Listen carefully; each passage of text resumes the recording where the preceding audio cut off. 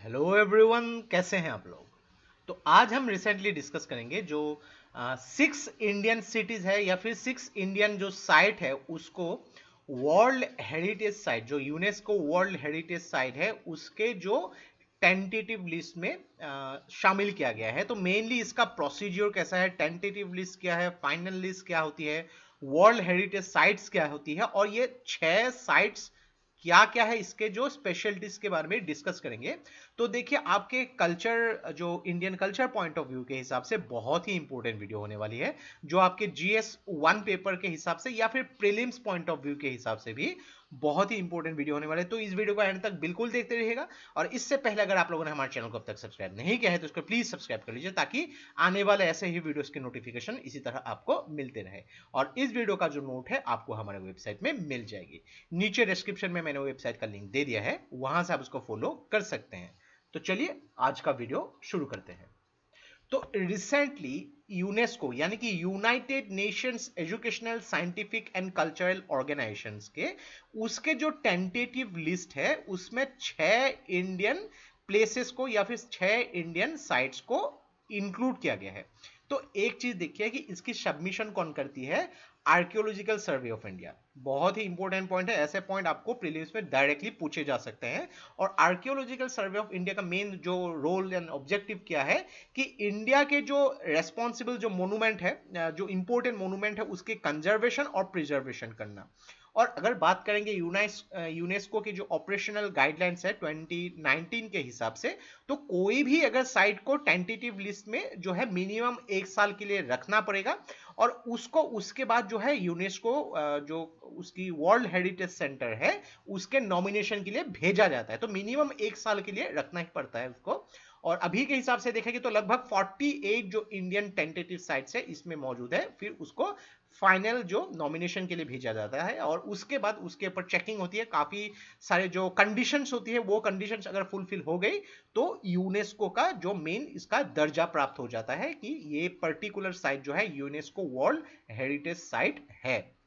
तो इसके लिए हम लोग को जानना पड़ेगा कि यूनेस्को वर्ल्ड हेरिटेज साइट क्या होता है। तो एक चीज देखिए, कोई भी प्लेस, वो प्लेस चाहे वो नेचुरल कोई प्लेस हो, हिस्टोरिक प्लेस हो, कोई मॉन्यूमेंट हो, कोई सिटी हो, कुछ भी हो यहाँ पे जिसमें आउटस्टैंडिंग यूनिवर्सल वैल्यू है, यानी कि बहुत ही इंपॉर्टेंट उसको वैल्यू है। और ये जो एक्चुअली डिसाइड किया गया था, जो convention concerning the protection of the world cultural and natural heritage 1972 का जो कन्वेंशन हुआ था यहाँ पे। तो 1972 का यूनेस्को को जो कन्वेंशन हुआ था उसका मेन सचिव यानी कि जो मेन मुख्यालय, मेन इसका जो सब कुछ दारोमदार जो है यूनेस्को वर्ल्ड हेरिटेज सेंटर है होता है। तो यहाँ पे देखिए, ये यूनेस्को वर्ल्ड हेरिटेज सेंटर जो यहाँ पे जो साइट्स नॉमिनेट करती है, जो फाइनल लिस्ट में जाती है, तो उससे क्या होता है कि एक इंटरनेशनल कोऑपरेशन बनती है। और सभी साइट्स में यहाँ पे जो है एक जो यहाँ पे उसको टैग लग जाती है कि यूनेस्को का यहाँ पे टैग है, और उसमें जो होती है उसकी वैल्यू बढ़ जाती है, उसमें जो टूरिस्ट की पोटेंशियल बढ़ जाती है, उसमें उस जगह की जो है वहां पे गवर्नमेंट भी खर्चे करते हैं और उन लोग को काफी सारे जो अपग्रेडेशन का मौका भी मिलता है। तो यूनेस्को वर्ल्ड हेरिटेज साइट में सब साइट्स को 3 टाइप में डिवाइड किया जाता है। एक होता है कल्चरल, दूसरा नेचुरल और तीसरा मिक्स्ड। कल्चरल मतलब यानी कि जो हिस्टोरिकल जो सिग्निफिकेंस उसमें होती है, कुछ भी हो यहाँ पे उसमें अगर बात करेंगे जयपुर जो है, जयपुर अगर सिटी जो है एकदम एक हिस्टोरिकल हम सिटी मान सकते हैं। सवाई जय सिंह के द्वारा उसको एस्टेब्लिश जो किया गया था। अलग अलग ऐसे जो है कल्चरल मॉन्यूमेंट्स जो होती है यहाँ पे। देन नेचुरल जो एरिया होती है, अलग अलग वाइल्ड लाइफ सेंचुरीज हो गई, नेशनल पार्क्स हो गई, जहाँ पे नेशनल जो ट्रेजर्स रखे जाता है नेचुरली। मिक्स्ड यानी कि वहाँ पे कल्चरल प्लस नेचुरल दोनों की ही जो कैरेक्टरिस्टिक्स होती है। तो अगर बात करेंगे भारत में टोटल 38 वर्ल्ड हेरिटेज साइट्स है, यानी कि यूनेस्को का जो फाइनल टैग 38 साइट्स को भारत के मिल चुके हैं। उनमें से 30 जो है कल्चरल प्रॉपर्टीज में शामिल होती है, 7 नेचुरल प्रॉपर्टीज में, और एक जो है मिक्स्ड साइट है। तो अभी हम लोग हर जो 6 जो प्लेसेस जो टेंटेटिव लिस्ट में यूनेस्को का जो जगह मिला है उसके बारे में डिस्कस करते हैं। तो पहला नंबर पे यहाँ पे आता है सतपुड़ा टाइगर रिजर्व, जो मध्य प्रदेश में है। तो आपको कभी कभी मैचिंग क्वेश्चंस भी दिए जाते हैं। सपोज मान लीजिए कि इस साइट्स के बारे में दिए गए, कौन से स्टेट में है आपको यहाँ पे मिक्स करनी है।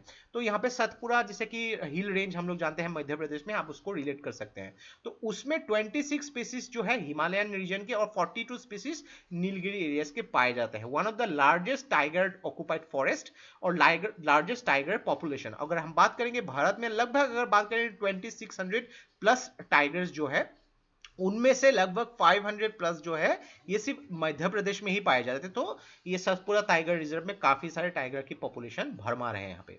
घाट्स ऑफ वाराणसी, उसके बारे में डेफिनेटली आप जानते हैं, जो गंगा किनारे वाले जो घाट है, तो इसको एक्चुअली 14th सेंचुरी में बनाया गया था, लेकिन काफी बार उसको रीबिल्ड भी किया गया है और फाइनली उसको रीबिल्ड किया गया था 18th सेंचुरी में मराठा रूलर्स के द्वारा।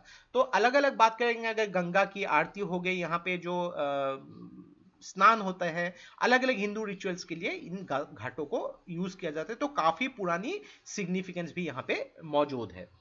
तीसरे नंबर पे आते हैं तो मेगालिथिक साइट ऑफ हिरे बेंकल जो कर्नाटका में है। तो ये जो एक मेगालिथिक साइट है लगभग 2800 साल पुराना है यहाँ पे। तो one of the largest pre historic megalithic settlements in India. तो उसमें जो फ्यूनरी मोन्यूमेंट्स भी काफी पाए जाते हैं। तो मेनली वहां पे अगर देखा जाए कि ग्रेनाइट के स्ट्रक्चर्स और काफी ब्रुअल मोन्यूमेंट्स भी मौजूद होती है यहाँ पे, और काफी सारे रिचुअल पर्पसेस भी जो उसको मेंटेन किया गया था लगभग 2800 साल पुरानी इन साइट्स में। चौथे पॉइंट में आता है मराठा मिलिट्री आर्किटेक्चर। तो अगर बात करेंगे छत्रपति शिवाजी जी के द्वारा 17th सेंचुरी में अलग अलग जो फोर्ट्स बनाए गए थे महाराष्ट्र में, तो 12 जो फोर्ट्स को यहाँ पे जगह मिली है। तो 12 फोर्ट्स में अगर बात करेंगे, शिवनेरी, रायगढ़, टोरना, राजगढ़ है, यहाँ पे सलहेर मुलहेर है, पनहला है, प्रतापगढ़ है, लोहागढ़ है, सिंधुगढ़ है, पद्मदुर्गा है, विजय दुर्ग है, कोलाबा, ऐसे टोटल 12 जो मिलिट्री आर्किटेक्चर यानी कि जो फोर्ट्स जो है, इनको भी टेंटेटिव लिस्ट में जगह मिली है।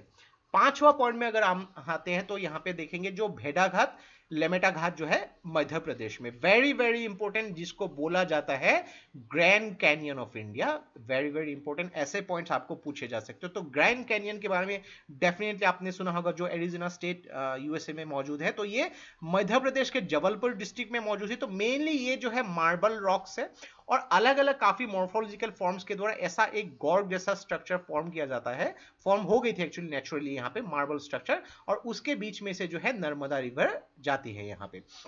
अगर बात करेंगे इन जो मार्बल रॉक्स के जो फॉसिल्स, उसको भी जब टेस्ट किया गया था, जो नर्मदा वैली में पाए गए थे, तो यहाँ पे डायनासोर्स के फॉसिल्स भी मौजूद है। तो बहुत ही फेमस है वेदाघाट लेमेटा घाट, जिसको भी टेंटेटिव लिस्ट में शामिल किए गए हैं। छठा जो है वो जो फाइनल जो यहाँ पे साइट जो है टेम्पल्स ऑफ कंचीपुरम, तमिलनाडु में जहां पे मौजूद है। तो कंचीपुरम फेमस है इसकी जो स्पिरिचुअलिटी, इसके जो सेरेनिटी और इसके जो सिल्क के लिए। तो कंचीपुरम साड़ी के बारे में आप लोगों ने डेफिनेटली सुना होगा। तो ये मेनली जो है जो रिवर वेगवती के रिवर के जो बैंक के सामने यहाँ पे मौजूद है। तो एक टाइम में यहाँ पे बहुत ही फेमस थी, अलग अलग 1000 से भी ज्यादा टेम्पल्स मौजूद थे। लेकिन देखिए प्रोटेक्शन या फिर कंजर्वेशन की ही यहाँ पे जो प्रॉब्लम्स है, जिसके हिसाब से सिर्फ अभी 26 टेम्पल्स ही शामिल है। उनमें से जो 108 शैव टेम्पल और 18 वैष्णव टेम्पल मौजूद है। तो देखिए इन सब साइट्स को जब ऐसे मौका मिलता है यूनेस्को वर्ल्ड हेरिटेज साइट्स, तो उसकी कंजर्वेशन के लिए इंटरनेशनल या फिर गवर्नमेंट की भी एफर्ट बढ़ जाती है। और उसका कंजर्वेशन में एक तो है कि एक परमानेंट टैग लग जाती है, टूरिस्ट की भी भरमार होती है और उस जगह का भी अपग्रेडेशन होती है। तो यही यूनेस्को का मेन ऑब्जेक्टिव है। और उसमें जो है अभी फिलहाल 6 इंडियन सिटीज को या फिर साइट्स को टेंटेटिव लिस्ट में जगह मिली है। आने वाले टाइम में अगर और भी कुछ ऐसे खबर आती रहेंगे तो हम लोग आपके साथ वो डिस्कस करते रहेंगे। तो आशा करते हैं इससे आपको बहुत कुछ चीजें सीखने को मिला होगा। और ये वीडियो अगर आप लोग को अच्छा लगा, इसको प्लीज लाइक कीजिए, इसको सब्सक्राइब कीजिए, उसको शेयर कर दीजिए, क्योंकि ऐसे वीडियो बनाने के लिए हम लोग को बहुत ज्यादा मेहनत और रिसर्च की जरूरत होती है। और आप लोग का सपोर्ट हम लोग को बहुत ज्यादा इंस्पायर करता है और भी हार्ड वर्क करने के लिए। तो आज के लिए बस इतना ही। देखते रहिए Study Rise, enjoy your Sunday, take care, thank you and जय हिंद।